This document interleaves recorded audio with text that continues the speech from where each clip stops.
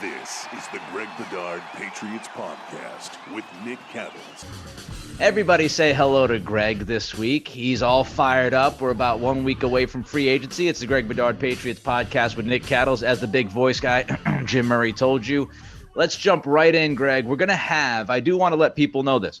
We are going to have a very special episode of the podcast later this week. We're going to do this on Friday. It's going to be all about free agency. Get you ready from the Patriots side of things, the NFL side of things. And as part of that special episode of the pod on Friday, we are also going to have a very big announcement that Greg and I are very excited about. So look out for that later on this week.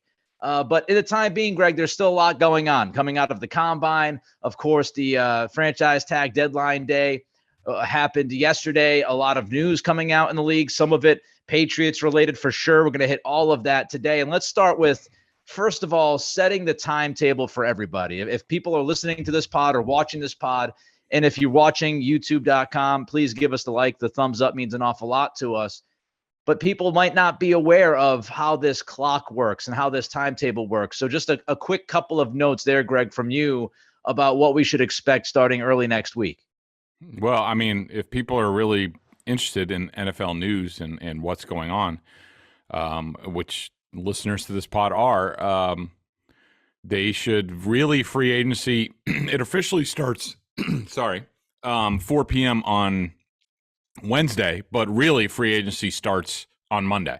At noon on Monday, teams are free. Other teams, all teams, are free to talk to any unrestricted free agents and to basically agree to deals. And you will see a flurry. The biggest guys will happen on Monday, shortly after noon, where you'll start hearing announcements from the Adam Schefters and Ian Rappaports of the world who are tapped into these agents. And so free agency really starts on Monday. And also, but trades cannot happen until the new league year starts, which is 4 p.m. on Wednesday. So if the Patriots were to, say, trade for a wide receiver like a DeAndre Hopkins or something like that, like, there's a chance it might leak beforehand, but it can't be consummated until 4 p.m. on Wednesday. So, you know, all of a sudden, I don't know, it kind of has snuck up quickly where Monday is go time. And so next week is going to be basically the crux of the NFL offseason prior to the draft, where all the big names will be gone within the first couple days, and then we'll see what happens. I am so excited. I cannot just wait for free agency. To me, this is the best time of the year. NFL offseason, free agency, leading into trades. The league is very active nowadays. That leads you into the draft. And then you quickly look up, and about 2 months later, you're talking about legit training camp and starting this all over again. So I cannot wait for our episode on Friday coming up with the big announcement and the preview of free agency. And I cannot wait for free agency to actually happen starting on Monday. Let's go back to Tom Brady, because Greg, our friend TB12, he is going to constantly be in the news. We know that. Even though he's retired, he's going to keep popping up. And he has popped up again. Rich Eisen saying that there were some rumors at the combine that Brady could possibly come back and he would be playing for the Miami Dolphins, Greg. Yeah, I mean, I don't know if it's all that surprising to me. I don't know about you, Nick, but look, I think this was the deal with Brady retiring. First of all, as we said at the time, I was disappointed because I still think he can play, and he's still one of the best quarterbacks in the league. You know, does he need more around him that he didn't have on an injury-ravaged Bucs team last year? Yeah, but I think the crux of his retirement was about family. Everything that he went through this year, the divorce from Giselle, his kids are now basically their home base. From what I understand, they have shared custody at this point. But their home base is, and Giselle and Tom live very close to each other down in Miami. But their home base is Miami. And I think that, from what I heard, Tom being local is sort of like, it's mandatory in sort of whether he wants to be in the lives of the kids, which he obviously does. And so I think he really retired for family reasons, and he might have been a little bit tired, stuff like that. But I think now that he has had a chance to settle in South Florida, figure out sort of the rhythm of the day and the kids and all that stuff, it doesn't surprise me that at least some people think that he's had thoughts about, okay, well, now that I'm here, I think I can make it work. I think I can make family and football work, considering, we'd all be in the same town. But I think the Dolphins are the only team that he would consider coming back for. Now, we've heard the Dolphins say, like, they're all in on Tua, that they're not interested in Lamar Jackson, like all that stuff. But, I think this has a chance. I wouldn't necessarily dismiss it, even though, Tom Brady comes out and says, anyone who thinks I have time to come back to the NFL has never adopted a 2-month-old kitten for their daughter. That's not a no. I mean, if there's no chance of Tom Brady coming back, it's very easily be like, there is zero chance that I'm coming back. He could have said that. He didn't. He just made some sort of stupid joke about kittens and who are self-sustaining, from what I understand from cat people. So, not that big of a deal. So I don't think this is over yet. And quite frankly, I'm kind of rooting for it because, like I said at the time, I still think he's a good quarterback. I think he'd be a phenomenal fit on that team. And boy, would it make things interesting around here. And boy, would it make the AFC East very tough. And there's something else going on possibly in the AFC East, which we'll talk about in a couple of minutes, that might make it even tougher, depending on what the Jets do here. So this division, if it lines up a certain way, could be very, very compelling and incredibly difficult to get through. I agree with everything you said about Brady. When he retired a few weeks ago, it just felt like it was personal. We said it at the time. I said it at the time on my show out here in Sacramento. He could have played for Vegas. I think Josh McDaniels would have grabbed him in a heartbeat. And I think he would have played for Vegas. But he was not going to live across the country from his family. And take it from me, it's difficult to do when you live 3,000 miles away from your family. He did not want to do that. And he really couldn't do that. And he did not want to return to Tampa because, as we see, that place is a disaster right now. They have an offensive coordinator who hasn't called a single play since JV in high school. I'm not kidding. Look it up. Patricia's there? he said, David, I think it's David Canales or whatever. He said at his press conference, he hasn't called a play since JV in high school. Go back. If you can find that answer to listen to, Greg, do yourself a favor and go to that press conference and listen to him describe how he hasn't called plays since years ago. It's a delicious answer.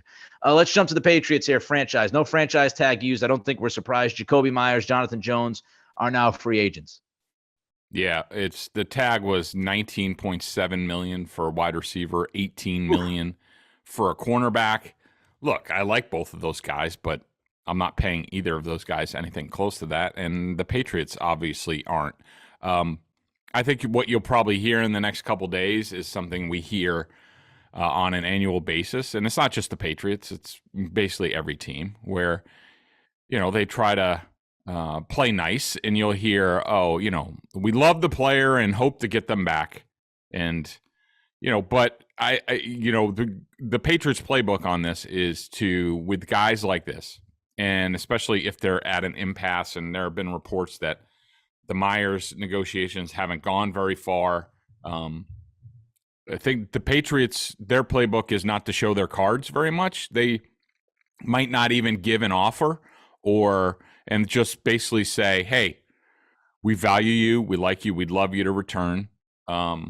Just not sure about the value, or that we'd agree on the value. We don't want to insult you. So why don't you go out into free agency and find out what your market is, come back to us, and we'll see if we can do something, because we'd love to have you back. So I think, if I had to guess, I think Jonathan Jones's market is going to be much stronger. A starter inside, outside, showed well on the outside, even though that's not his forte, and he struggled against number ones towards the end of the season. I don't think he'd be a number one for anybody, but he'd be a dynamite number two for somebody. And I don't think that the Patriots, with already on the roster, Jalen Mills, who they can get out from underneath from, Jack Jones, Marcus Jones, possibly a draft pick. I don't think they're looking to spend more money there on a guy that they already know that he's not a number one cornerback. Myers, I think he has the better chance to return. It'll be interesting to see what his market is. I think it's going to be soft, which, I think the Patriots would be willing to do something around $12 million a year. Nelson Aguilar's AAV when he signed here was $11 million. If you're Jakobi Meyers, I wouldn't take 1 cent less than that. I definitely want to raise on that considering what he's produced and what Aguilar produced. But, I don't think they're out of it on either of these two guys, but I don't think they're a priority. I would not go too crazy with Jonathan Jones. I think you need a true number one cornerback. I think Jack Jones would be fine at the 2. We talked about maybe sliding Jalen Mills back to safety. Marcus Jones is your slot. I think you can survive with him, without him, as long as you address the number one cornerback spot, whether it's via free agency or the drafting one of those guys early.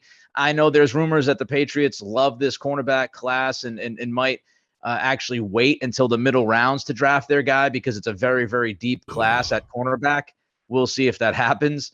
But you got to address it, right? And as far as Jakobi Meyers, love him. Love the player. He's done nothing but great stuff, but I'm not paying him 15, 16, 17 million a year. If he wants to come back at about 11, 12 million a year, I'll talk to you about that, Jakobi. But if he prices himself out, then he prices himself out. Moving forward with a really huge, gigantic, humongous story in the NFL right now, Greg, that's Lamar Jackson. And the Ravens placed the non-exclusive franchise tag on Jackson yesterday. They could have made a statement, Greg. They could have said, this is our guy. He is our future. You're not going to touch him. We're not going to allow him to take any phone calls. We're not taking any phone calls. Lamar Jackson is our franchise quarterback. Get away from him. But they did not do that yesterday.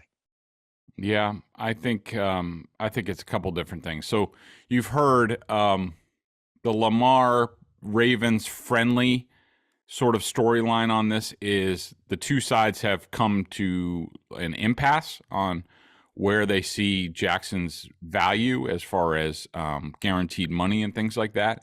And the Ravens put the non-exclusive tag on to sort of allow the market to dictate, to be the mediator between these two sides, where they're like, all right, well, this is what we think, this is what you think. Why don't we let other teams in?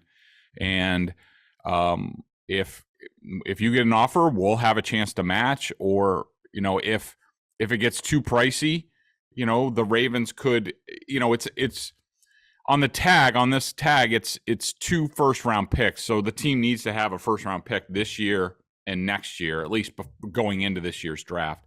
But teams can always work out a deal on the side, similar to the Patriots did with Wes Welker when he was, I think, a restricted free agent with the Dolphins. They could have signed into an offer sheet and just gotten the compensation, but the Nick Saban and Bill Belichick worked out a deal where the Dolphins took slightly less than that for Wes Welker, and a team could do the same sort of thing here with Lamar Jackson. I mean, I don't know what you think, Nick. You have your eyes and ears open a little bit more as to what's being said around the league in general, but I mean, I know there's some whispers about like there's collusion because we've heard a bunch of teams who you'd think you would be in. You would think Miami, Carolina, Washington, the Jets, and the Colts at least. Falcons also, but they said they're out. But all these teams, almost all of them, have said they're not interested. And there's been talk about collusion, about how the NFL owners are getting together to sort of, reset what Deshaun Watson's guaranteed contract did to all this. So, who knows? But it would be surprising to me. I mean, I think at this point, unless Lamar Jackson gets a dose of humility in terms of what his contract will really look like from the market, then I don't think the Ravens would be all that bothered if, he walked to someplace else and they sort of reset at the position. There's so much here. When you look at how much money has been spent on this offense over the last 4 seasons, I think it was Warren Sharp had the number that the Ravens have spent the least amount of money on their offense the last 4 years. And they have not done a good job surrounding Lamar Jackson with legitimate, bona fide wide receivers. Mark Andrews has been his best target for the last several years. They have depended on his legs. Greg Roman, I thought, was stubborn with his offensive approach and would not change things enough. Lamar is a talented guy. There's no denying that. But there are a few questions about him. He's been banged up the last 2 years. He's missed multiple games the last 2 years. I think he missed 5 games this year. He wants all of this guaranteed money. And from Lamar's point of view, he's like, look, man, Deshaun Watson got all that guaranteed money from Cleveland. He's not a former MVP. I'm a former MVP. I deserve that guaranteed money. And the Ravens are saying, we understand you want that guaranteed money. But that was a very, very different contract that the Browns gave out. Jimmy Haslam and company really screwed things up across the NFL for other owners by giving Watson the contract they gave him, especially given the context and circumstances of the Watson situation at the time. That was a crazy, crazy contract to hand the guy. And it's made for some difficult negotiations, which leads me to, Greg, Lamar Jackson does not have a legitimate agent. And This is hurting, I think, his business. And I'm not saying he shouldn't try to draw the line and try to get as much as he can. He should. But not having the agent is not talking to the Ravens. The agent is not going to the combine talking to other teams behind closed doors. The agent is not massaging things to put Lamar in a great position with all sorts of leverage. So that's another layer to this. Another layer to this is you have to offer him the contract. The Ravens can match. And some teams, I'm sure, are concerned, okay, are we going to sit here and dink around with Lamar Jackson in this contract when the Ravens can just smack us away and we waste our time doing this? Or if you're somebody like Miami and you have Tua, do you want to publicly give Lamar Jackson a contract offer for the Ravens to turn around and say, no, we're keeping him, and now Tua's camp is pissed at you because Tua wants a contract? So there's a lot of layers to this. I don't just easily point to collusion. I do think it's worth the conversation. I do think owners across the league do not want to pay $150, $200 million, $250 million guaranteed to any player because the precedent it sets. But there's a lot to this story. Let's jump to the next quarterback, big name, and this could absolutely impact the Patriots, Greg. Aaron Rodgers, all sorts of stuff coming out the last week or two. I found it very telling. Mike Silver, who's pretty close to the situation, he came out this week with a story saying that, he's got a source or a couple sources in Green Bay, pretty much saying we've had enough of Aaron. We're done with him. There was a quote in there saying, well, not a quote, but kind of like a paraphrase deal from Mike saying that the team feels like Rodgers bailed on them. He failed to commit to them. He tapped out once he got the big contract last March. I read that, Greg, as the team leaking out to the fan base, be ready for this guy to leave. And if we do trade Aaron Rodgers and you want to freak out at us and give us some public backlash, well, here is a convenient report right before that trade to let you know why we tried to make this work, but it didn't, because he was the guy that bailed on us. It's his fault. We had no other repercussion but to deal him and move on with our life. And that feeds into this report that the Jets are talking to him. The Jets flew out. They spoke to Aaron Rodgers. So if he does leave Green Bay, Greg, it certainly sounds like it's going to be to the Jets. Your thoughts on all of it, the Green Bay relationship and the possibility or probability of Aaron freaking Rodgers being in the AFC East? It's I have like deja vu all over again from the Favre stuff. I mean, I was there in 2008, right in the middle of it, at the Milwaukee Journal-Sentinel. And, Nick, what's amazing to me, and I'm sure I've mentioned it on the podcast before, but it's just, it's incredible that Aaron Rodgers, who you have to remember, when he took over for Brett Favre, he went out of his way to be the anti-Brett Favre. He was there. He was backing him up for 3 years. He saw all the yearly offseason drama, how that bothered the organization and his teammates. He saw a guy who changed in his own locker room, away from the guys. You saw, a guy who at times, 2007, he was pretty good. McCarthy had reined him in a little bit, but who was reckless and careless with the ball. And when Aaron Rodgers became starter of the team, he wanted to be 180. He was overly cautious with the ball, and sort of was his whole career, where he didn't turn the ball over, didn't throw many interceptions. He, he was sort of the consummate teammate until his last contract, where he left the team some room to finagle certain moves to surround him with talent. He went out of his way to have like meals with the guys, like, and all that stuff, and tried to be drama free for the team, and he was for a bulk of his career. And now he's turned into Favre, to the point where his likely next move, he's in the same place that Favre was, where the team is sick of the drama, wants to have nothing to do with him, and is probably going to trade him to the AFC because Mark Murphy is the head of the Packers. They are publicly owned. They are cognizant of their fan base. They don't want to piss anybody off, so they're going to go out of their way to make sure that they trade him to the AFC, not in the NFC, just like they did with Favre. And it's unbelievable to me. I mean, I would think in most circumstances, like a team like the Raiders would get involved in Rodgers, but the contract is just prohibitive, and the Raiders have too much work to do on their team, especially on defense, to just add a $50 million a year quarterback. They can afford it. They can make it work, but what's the cost to the rest of the team when, they need to defend Justin Herbert and Patrick Mahomes and now Sean Payton's in Denver. And so to me, it's the Jets. I think he's going to the Jets. I think it's only a matter of time before we hear that the trade is announced. And I think everybody just wants to move on their way. And it's, I would be fearful of a rejuvenated Aaron Rodgers in New York. A change is good for anybody. It re-energizes you, gets you going. I think Aaron was playing going through the motions the last few years in Green Bay, and I think this type of move and people doubting him and the Packers doubting him, he's going to play some good football, and I would be scared of him coming in this division. I agree. I agree with pretty much everything you said, and I think the tell was the Derek Carr negotiations with the Jets. If some of you, or maybe all of you, or most of you, weren't aware of the reports, so Carr was talking to the Jets, and the Jets pretty much said, yeah, we're interested, but we'd like you to wait so we can figure out if things are going to fall a certain way. I mean, the Jets are in no position to pass up Derek Carr, even though Greg's not a big fan of Derek Carr. Derek Carr is much better than Zach Wilson, and he is still a top half quarterback in the league, even if you don't love him. And for the Jets to be like, listen, we don't really have the urgency here. If you can wait a couple of weeks, that'd be great.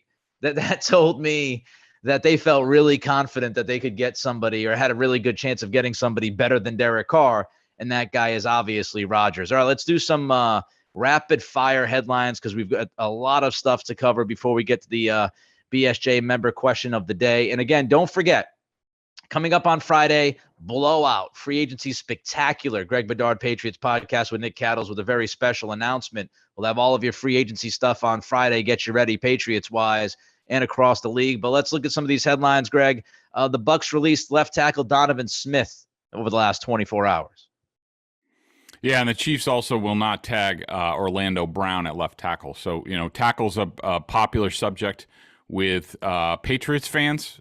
We know they have Trent Brown, and basically that's it. They re-signed Conor McDermott as sort of a backup spot starter level, but they don't have much beyond Trent Brown. Isaiah Wynn's a free agent. So a lot of people are going to think that offensive tackle is where they might invest. I don't really see it. I mean, it would be out of character for the Patriots to do that. Donovan Smith is hurt all the time. I don't think he's that good. I have no interest in him. Orlando Brown, I think, is more of a right tackle. Good guy. He is going to get paid through the nose. Somebody who is desperate for at least one starting offensive tackle is going to pay him. And I can't see it being the Patriots. I mean, you look at their history. Matt Light, second-round pick. Nate Solder, first-round pick. Sebastian Vollmer, second-round pick. They've never really brought in anybody from the outside. I mean, Trent Brown, they made the trade. He didn't get paid until he went to the Raiders. I mean, in his 3 seasons with the Patriots, Trent Brown has only made an average of $7 million a year. I can't see them all of a sudden. I mean, even when they had Brian Waters from the Chiefs at guard, Waters wasn't making a lot of money on this team. And so I just don't think, they'll re-sign their guys, and pay them well, whether that's, Shaq Mason or, even Solder when they re-upped him, they'll do that for their guys. But outside guys, to me, they view offensive line in general as a place where you can find guys and you can develop them. And they're paying Adrian Clem a good amount of money, maybe more than Dante Scarnecchia made here. And so, you're paying for that. He should develop these guys. So I don't see them doing that. I think the draft is much more likely for a tackle. I'm fine with them drafting. Go via the draft. I just paying a ton of money for one of these guys doesn't really fit to me. Mike McGlinchey, not the best pass blocker. He's really good run blocker. He's kind of middle of the road pass blocker from San Francisco. He's going to be a free agent. He wasn't tagged. If you address the tackle spot in the first round, second round, I'll feel fine about it. Yep. But they do have to get at least one or two guys. They do need to get younger because, as we've talked about on this pod, Win is gone. He tweeted out, free today. See you later, Isaiah. I'm glad you're free. You deserve to be free. Bye-bye. Not going to miss you. And Trent Brown has one more year left on his deal. So they've got to get younger at that position. They have to address it in the draft. Dolphins released cornerback Byron Jones. Yeah, and most years he would be an option. I mean, he came out and tweeted that he can't run or jump after some of his injury issues in the Dolphins. But, could I see him getting healthier and the Patriots taking a chance on him? Because I do think when he's healthy, he's a damn good cornerback. I could see signing him and hoping, to some sort of deal where there's upside if he does get healthy and make the roster and stuff like that. But, not a big consideration at this point. Daniel Jones gets a contract. I think it's 4 years, $160 million off the top of my head. I do believe $82 million guaranteed in the first 2 years of this contract. Greg, I think this is a similar situation as to what's going on in Seattle with Geno Smith. The first couple of years of these deals, the guaranteed money, I think both teams are in a situation, especially Seattle sitting at 5 in the draft because of that wonderful Russell Wilson trade they pulled off last offseason. Mm-hmm. I don't think the Giants or the Seahawks are telling us that Geno Smith and Daniel Jones is going to be QB1 for sure. Lockdown, no doubt about it for the next 5, 6, 7 years. I think this is, hey, both guys played pretty well. Geno played much better than Daniel Jones did, but both guys played well enough. Let's give them a 1 or 2 year. Thanks a lot. Here's some good money, and we'll revisit this and possibly draft somebody to replace you here in the next couple of years if we need to. Yeah, I think that's 100% the right read on this. I mean, I think that, Geno's contract is more of a, 1 year and we'll see. And I do think You're exactly right that at 5, they're positioned perfectly to get a quarterback. Like, I think, certainly between the top 3 guys, Bryce Young, CJ Stroud, and Anthony Richardson, that 5 is basically the floor for those guys. I mean, Anthony Richardson, that would be a perfect place for them in terms of playing style. Come in, sit for 1 year, 2 year, depends on how he develops, but you could take your time with him. And when he's ready, you say, bye, Geno, Anthony Richardson, it's your team. I think that's a perfect spot for him, but I think you're exactly right. These guys are good enough for now, sort of like the Alex Smith Chiefs sort of scenario, to, compete and win playoff games, but we're still looking for that bigger payoff down the road. Saquon Barkley was also tagged in New York, so he'll be there for the at least next year. Cardinals are going to release formerly Robbie Anderson, now Chosen Anderson. Greg, this was a guy we talked about it, and I was today years old when I found out his name is Chosen now. Thanks to Greg. But we talked about him last offseason. You had some notes about Robbie Anderson and now Chosen Anderson. The Patriots interested in him. I would think that it makes sense to at least kick the tires. Would you? Yeah, I would. I mean, he's had more name changes in the past couple of years, and you wonder what's going on with that. And he's always been sort of kind of a kooky cat, but talented. And I think he still has some good play in him. The Patriots have always liked him. I think he has the type of versatility, inside-outside versatility that he likes. I think he would be like, Nelson Aguilar's going out the door. I think he would be an upgrade over that if you were looking to replace that. But yeah, I think there's a chance of that. He's a depreciated asset, and we know Bill Belichick loves those depreciated assets. Jesse Bates, unlikely staying in Cincy. He was not tagged. Of course, he's a safety. Some people would say, hey, 2 and 2 equals 4. How about the Patriots? They might need a safety with Devin McCourty possibly retiring. Bates, though, a little too much money, Greg. Yeah. I mean, this is a guy who, basically played chicken with the Bengals and Mike Brown on his tag last year. And the Bengals basically laughed at him. I mean, he held out, and they were like, yeah, okay, that's really going to bring us to the negotiating table. So to me, this is a guy who is just looking to get paid. So he's going to whoever offers him top of the market. I don't see it being the Patriots. That's, certainly if Devin McCourty decides to play, they're out of that. But I think there will be better options for the Patriots. Plus, they have it like we talked about.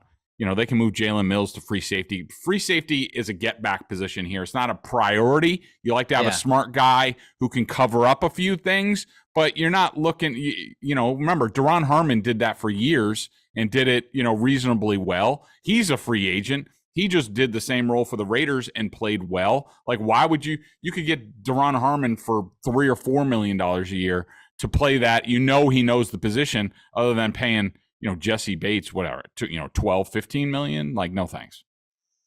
All right, we got to pick and choose here.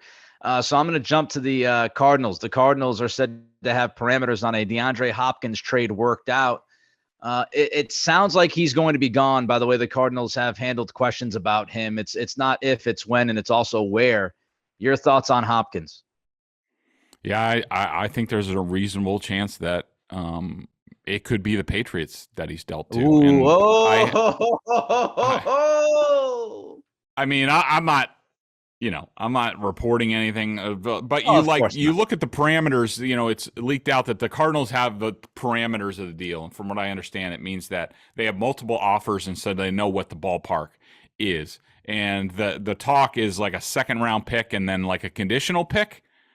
That's a Patriots deal. That's the type of Patriots deal that they do all the time. I'm hoping that it's a 2024 second round pick. I really don't want to be dealing a second round pick in this draft because I do think, the Patriots need help. We talked about, in my ideal scenario, unless a no doubt guy is there at 14, you trade down and then, you're able to get, hopefully, a cornerback, a tight end and a tackle with, say, your first round pick, 2 second round picks, and your third, I think you have a chance to do something there. And so, I don't know. I think there's a chance. I do think Belichick likes the player. I think the stuff about Hopkins and Billy O'Brien is completely overblown. People don't understand. It's never been out there. But from what I understand, a lot of stuff that went down in O'Brien's last year in Houston was basically came at the direction of ownership, whether it was, extensions or trades and certain things. And so I think O'Brien, I don't know how he feels about Hopkins. I know at one point in time he really liked him, but I don't know. I'm not enamored with the player. I'd rather go younger if I'm going to spend assets at receiver. But if the Patriots want to give Mac Jones proven guys to sort of prove it one way or the other, whether he's a franchise guy, I guess you could do worse than DeAndre Hopkins. I'd be fine. I think they trade down in the first round. They could pick up an extra pick or two if they trade down. This draft is pretty deep in the first couple rounds, especially positions of need.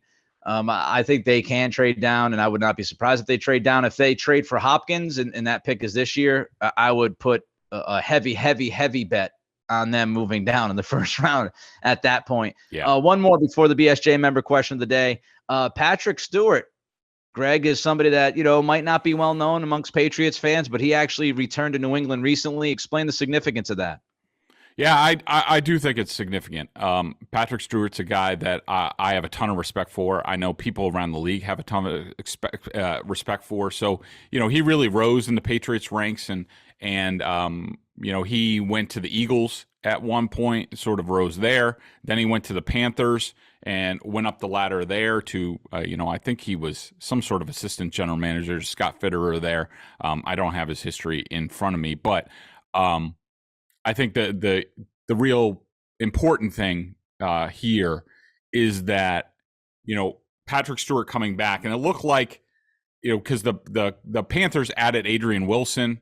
They got a new coach. I think sort of Stewart was pushed out, and he's probably still getting paid by the Panthers, which we know how that is viewed around here. But that they were able to get him like during free agency before the draft, that's almost unheard of. You really, most of the time, that doesn't happen until after the draft. So he's been working for the Panthers on this free agency. He's really strong on the pro personnel side on the draft. So he knows what the Panthers' thinking is.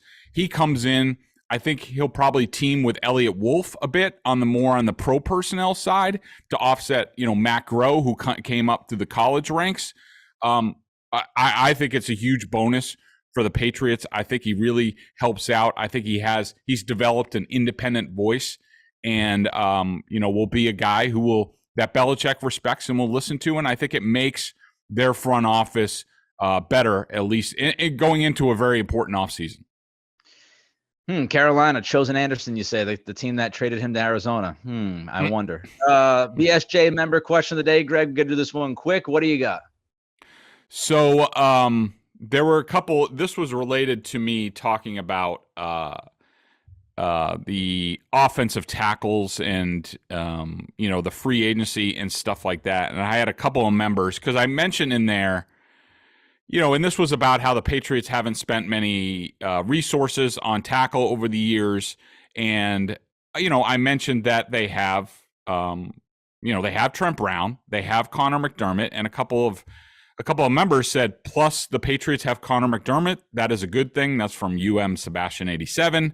I am puzzled by what appears to be a noticeable reweighting of Conor McDermott's worth, because everything he said prior the last week or two has suggested he's a jabroni among jabronis at best. Maybe that's based on BB lauding him. That's from Brian. So I just wanted to explain. So it's not my thinking. I mean, I think Conor McDermott is a backup at best. I'm telling you what the Patriots' thinking is. The Patriots' thinking in terms of tackle is, at least for now, we have Trent Brown. He's affordable. He's a starter, either at, he's a really good right tackle. He's a solid left tackle in a real system with a real coach. And we also just re-signed Conor McDermott. So we're not going to overextend ourselves. What I'm saying is the Patriots, with that in mind, they view it as we're not going to overextend ourselves. At the end of the day, whether it's free agency or the draft, at the end of the day, if we have to start Conor McDermott, who played for Adrian Clem in college at right tackle, we can do that. And so it's not my thinking. I mean, I want a lot better than Conor McDermott. I want a franchise left tackle, young left tackle, and I want Trent Brown at right tackle. I want Conor McDermott to be the backup because that's the level that he is really in this league. But I'm just telling you, the Patriots view it a little bit differently. Big time pod coming up on Friday. We talk free agency, Patriots, NFL. It's going to be fantastic. And we have a big announcement coming up on Friday as well that you don't want to miss. Until then, he's Greg. I'm Nick. Of course, it's the aptly named Greg Bedard Patriots Podcast with Nick Cattles. Be well, be safe, and we'll talk to you in a couple of days.